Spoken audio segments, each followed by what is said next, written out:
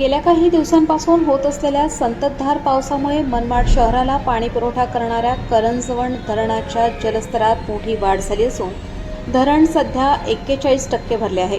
धरणातील वाढता जलसाठा ही मनमाडच्या नागरिकांसाठी अत्यंत सुखद आणि आनंद देणारी बातमी असून यामुळे यंदाच्या पाण्याचा प्रश्न सुटण्यास मोठी मदत होणार आहे, अशी माहिती नांदगाव मनमाड मतदारसंघाचे लोकप्रिय आमदार सुहासअण्णा कांदे यांनी दिली आहे।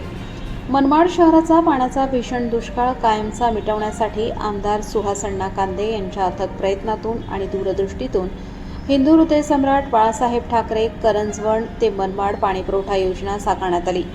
ही योजना मनमाडकरांसाठी खऱ्या अर्थाने संजीवनी ठरली। या योजनेच्या यशामुळे गेल्या 50 वर्षांच्या इतिहासात पहिल्यांदाच यंदाच्या कडक उन्हाळ्यात मनमाडकरांना दर 3 दिवसांनी पाणी मिळाले। अन्यथा यापूर्वी मनमाडमध्ये नागरिकांना पाण्यासाठी महिनाभर वाट पाहावी लागत होती। एकेकाळी मनमाडकरांना अशक्य वाटणारी ही पाणीपुरवठा योजना आमदार सुहासअण्णा कांदे यांच्या भगीरथ प्रयत्नांमुळे आज यशस्वीरित्या सुरू असून यातून संपूर्ण शहराला नियमित पाणीपुरवठा केला जात आहे।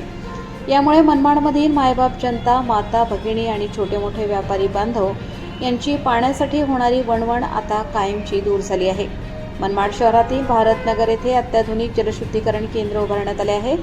करंजवण धरणातून येणारे पाणी या केंद्रात अत्यंत प्रभावीपणे फिल्टर केले जाते। या जलशुद्धीकरण केंद्रातूनच आज संपूर्ण मनमाड शहराला स्वच्छ आणि सुंदर शुद्ध फिल्टर केलेल्या पाण्याचा पुरवठा केला जात असून नागरिकांच्या आरोग्याची देखील काळजी घेतली जात आहे।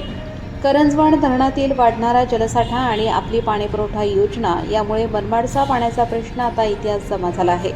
मनमाडकरांच्या चेहऱ्यावरील समाधान हेच माझ्या कार्याची पोचपावती आहे। आमदार सुहासअण्णा कांदे, प्रबंधभूमी, महाराष्ट्र न्यूजसाठी अझर शेख, मनमाड।